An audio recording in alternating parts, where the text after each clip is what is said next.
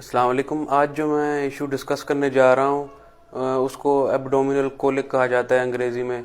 और ज़्यादातर ये मसला जो नौमौलूद बच्चे होते हैं, जो कुछ दिनों के बच्चे होते हैं या कुछ हफ्तों के बच्चे होते हैं, ये ज़्यादातर उनमें ये पाया जाता है।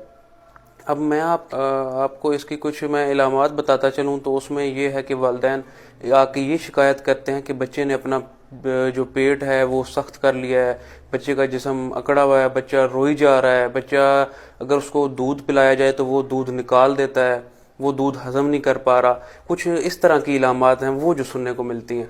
तो मैं आपको ये बताता चलूँ कि ये कोई बीमारी नहीं है, बल्कि ये वालिदैन की तरफ से ही ये मसला बनता है। और स्पेसिफिकली अगर मैं कहूँ तो जो नानियाँ दादियाँ हैं उनकी वजह से ये मसला बनता है। अब वो बनता कुछ इस तरह है कि वालिदैन स्टार्ट में ही बेचारे बच्चों छोटों को वो खुला दूध पिलाना शुरू कर देते हैं गाय भैंसों का। यहाँ तक नहीं, वो उसके अंदर मज़ीद पानी डाल देते हैं, 10 ml के अंदर वो 20 ml डाल देते हैं। तो आप खुद सोचें पीछे क्या बचेगा, तो बच्चा उसमें से क्या कोई गजाइत हासिल करेगा। तो आपने ये हरकत किसी सूरत नहीं करनी।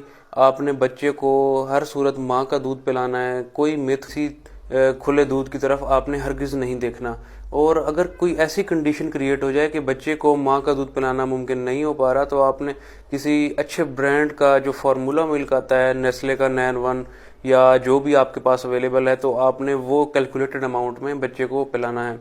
और अगर फिर भी ये कंडीशन रिजॉल्व नहीं हो रही तो डाइजेशन को हेल्प आउट करने के लिए डिफरेंट ब्रांड्स के ड्रॉप्स एग्जिस्ट करते हैं, तो वो आपने किसी बच्चों के डॉक्टर से कंसल्ट करके वो आप भी स्टार्ट करवा सकते हैं। Thank you.